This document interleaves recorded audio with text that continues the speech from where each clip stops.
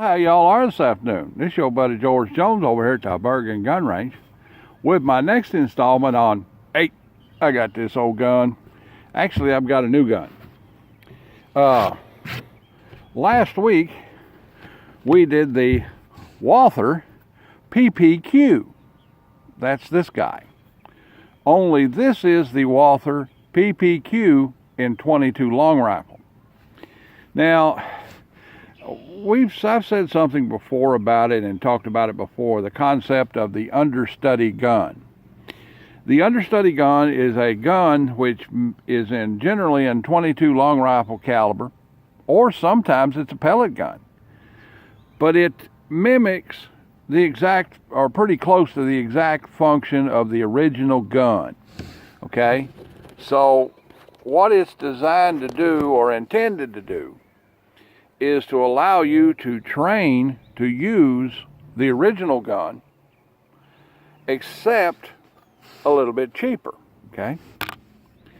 And that's the concept. Now, I think that companies come out with their understudies for the simple reason that if you see the original gun and you buy the PPQ at 9mm, and there is laying in the case the PPU in 22, you might go ahead and buy it as well, you know, and kind of a marketing thing. Or you buy the PPQ in 22, you know, and that baits you into buying the PPQ in 9mm. And I'm not 100% certain that's a bad thing. Most of the major gun manufacturers now manufacture some variation on the understudy gun. Smith & Wesson makes a 22 Shield, I'm pretty sure. I know they make a Smith & Wesson M&P in 22. There's a whole plethora of 1911 variations, 22s. German-American sport gun, and different companies manufacture and import and bring in various copies. I think there's a 22 caliber version of the SAR. It may not even be made by SAR, but it's pretty close to being a SAR, and so forth. And in the main battle rifle world, there's a lot of, you know, you can get 22 long rifle caliber guns in everything from Mosin Nagant to Galil, you know, and some of them work. That's the thing, some of them work. Having said all of that, let's look at the PPQ 22 long rifle. Now, it has most of the attributes of the full-size gun. The rear sight on it, where it's adjustable for drift with a punch, only on the 9mm PPQ, this guy is fully adjustable. You can adjust it with a drift, and you can adjust the elevation. So it's the opposite on this one from the 9mm one. The 9mm one adjusts mechanically for drift, okay, and that's it. This one adjusts by drifting the rear sight, and it has a set screw in there to keep it in place. And you can adjust it for elevation with this set screw. So that's one little difference. One of the differences is the 22 version doesn't have a replaceable back strap, whereas the 9mm version comes with 4 replacement back straps. It has Picatinny up here. The back of the frame does not have a removable dust cover arrangement like it does on the 9mm, where the striker fire mechanism is covered by a dust cover back here. This is just cast part of the frame. It mimics it. It's got a dimple in there. It looks like the original, but it has no function. It has ambidextrous slide release, okay, both sides, but it doesn't have ambidextrous magazine release. It's just on the left side, so you can punch it with your right thumb. It does have charging serrations on the front of the slide, which again, I don't approve of. Other than that, it feels like, looks like, and is about the same dry weight, empty weight, as the original gun. Okay, let's see how it shoots. It has a single dot point in the front sight and undotted rear sight. Other than that, it looks pretty nice. All right, with all that having been said, let's see how the gun actually functions and shoots. My first round will be with 12 rounds of Arms Car Precision 22, which is something that we've been selling the tar out of at Apache. Economical, and it works. Let's get some ear mufflers on here. 22 pistols kind of loud. All right, that's a little better. Run that guy up in there, run one back in there, and get it in the battery, and we're in good shape. Let's see how badly we can shoot up the left-hand side of that target.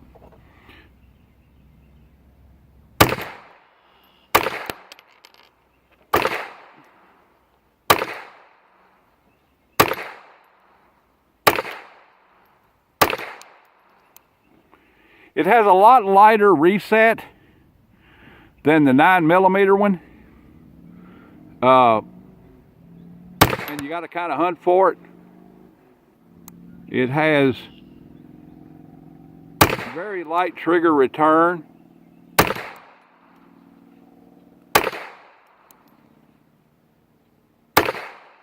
You have to make a conscious effort to release the trigger. You can't just let it go forward and, you know, hunt for the reset. It has a very light reset. All right, let's load this boy up with stingers. There's 12 rounds of stingers. Let's see if we can how it shoot with stingies. Let's see how it functions with stingers. Let's get about 12 of them in there. See how that works.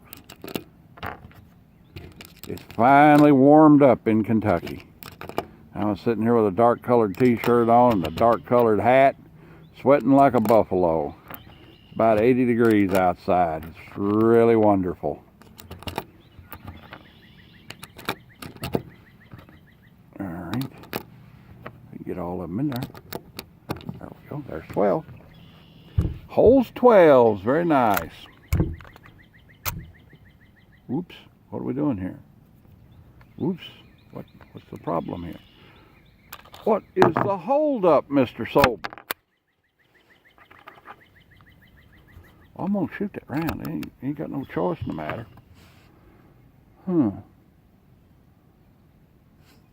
It's a brand new gun. There is a break-in period. What is the holdup, Mr. Sober? Looks like it went in battery. Okay, let's try it here. All right. 12 stingers.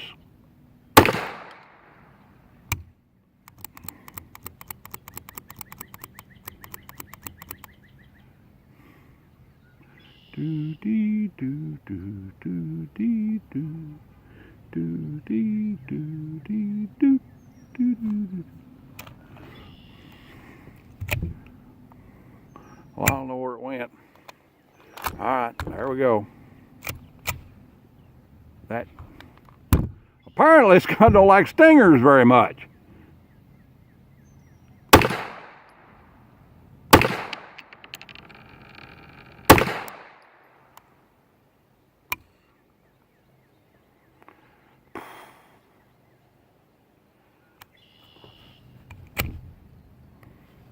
At least it ejectifies them pretty good.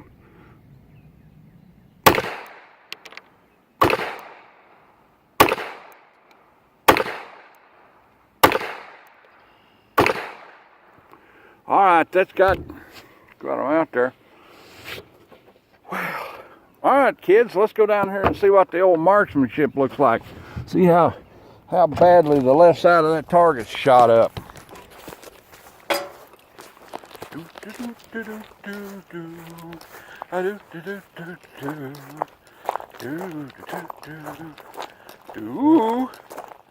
Hey, that guy shoots pretty good, or I shoot it pretty good, one of the two. Oh, let's see. That was 12 and 12 is 24. Dump 2. 1, 2, 3, 4, 5, 6, 7, 8, 9, 10, 11, 12, 13, 14, 15, 16, 17, 18, 19. There's 120. it appears that I actually shoot this gun pretty good. Or this gun shoots pretty good, one of the two. Alright, we got a few minutes. Let's load her up and try some steel targets with some ammo that seems to work in it. That's a brand new fresh box of stingers I just got from Walmart.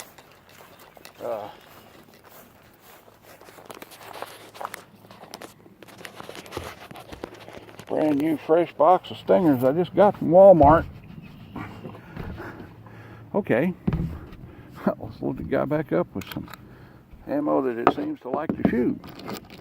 Precision.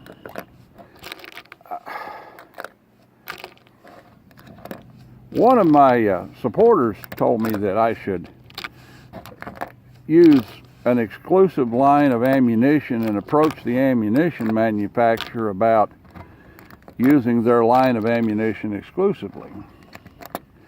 Well,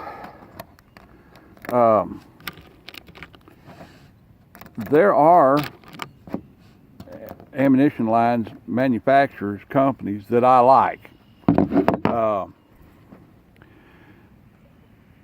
Arms Car makes pretty good ammunition. Like it pretty good. Winchester, not so much lately. Winchester white box stuff is getting to where it doesn't. My experience with it lately has not been very good. Fiocchi runs in everything I can put it in. PPU, that's my choice for obsolete ammunition. You know, 7.5 French, 6.5 Carcano, stuff like that.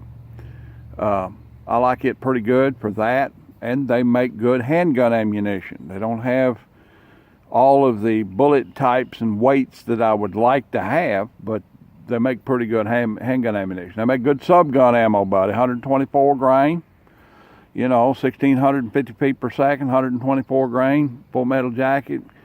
Beautiful, beautiful Uzi ammo. Just runs it right through there. You know, CCI is one of my favorites, but you know, I'm getting snaps with stingers here lately. Maybe it's just a bad run or somebody ain't paying attention. It's hard for me to pick an absolute positively perfect gun company. Fiocchi would probably be as close to it as you could get, but they don't make obsolete ammunition, and as you know, I shoot a lot of obsolete guns. But Fiocchi shotgun shells are absolutely the best hunting shotgun shells you can get is Fiocchi. I load up with Fiocchi exclusively because, man, they're just great. Back in the day when Fiocchi come on the market, I bought a box of number 6 2 3/4 inch magnums for squirrel hunting. And we were down in the Daniel Boone Forest where you're down in the bottom of a holler shooting at the tree at the top of the ridge, you know, and that squirrel may be 35, 40 yards away from you, you know, and you take a shot at him and, you know, sometimes you knock him out, sometimes you wouldn't. With Fiocchi, the number 6 pellet would go all the way through him at 30 yards. Knock him up in the air and out of the tree, you know. And ever since then, I've been using Fiocchi ammunition, especially shotgun ammunition, just almost exclusively. Now, I shoot bus clay pigeons for recreation with $4.75 Walmart shotgun shells because it's cheaper to buy them than it is to reload them. Well, let's try this old gun a little bit while we're talking about this. Let's try some steel plates down there. Get it down there and try some steel plates. 10-inch steel. That's a hit. That's a hit. 8-inch steel, 25 yards. That's a miss.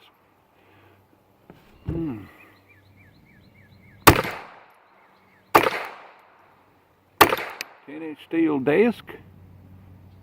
We're good there. 10-inch swinger. Missing that one. There we go. This old PPQ, pretty good gun. It's hard for me to be drawn away from a Ruger Standard Model Mark II, as I think it's the best .22 pistol ever made. But this is a very serviceable and likable and comfortable gun to shoot. Doesn't seem to shoot stingers very well, but other than that, it's a pretty good gun. This gun is an understudy gun. It's priced somewhere around, it's a brand new gun, by the way. I'm just right around $325 or so. And the full-size gun is somewhere around $450. Apache Armaments over in Lebanon, Kentucky, and Somerset, Kentucky. They provided me with this as a new gun right out of the box to be able to come over and test and evaluate. They've got a website, ApacheArmaments.com. You can check him out. I'd put a link to it in there, but I don't know how to spell Apache. I guess I could read it off my t-shirt. But the PPQ 22 is an understudy gun. It's outstanding gun. Threaded for suppressor, you know, we're good. As a matter of fact, it's dual threaded. It's got this thread protector on there, and then that thread adapter comes off of there, and there's a smaller size underneath it, which I'm not real big on suppressors, don't know all the different thread sizes, but there's 2 different suppressor mountings available for this gun. Well, all right then, that's about the size of it. Walther PPQ 22 long rifle. Just an outstanding little new gun. If you like my content, like-a-tate, share-a-fi, commentate, and subscribe. Click on the bell thing there, and I think that if you click on the bell and I publish a video, it'll send you a thing, and I don't know how all that YouTube stuff works. Is all I know is I figured out now how to get it on there. Give me a little dollar in the Patreon bucket on the way out the door if you'd like to support my channel. If you'd like to support me materially in some way, you know, that's fine. This ammo comes from a material supporter. This gun comes from a material supporter. This ammo comes from a material supporter. Those targets come from a material supporter. You know, and I have a lot more material support than I actually have dollar support. But I appreciate my dollar support as well. And I have a few people on that putting a little dime or two in the Patreon bucket there, and I really appreciate them and think a whole lot of them. Well, that's about the size of it. If you like my stuff, keep watching it. If you don't like my stuff, don't watch it. All right, then, we'll see y'all.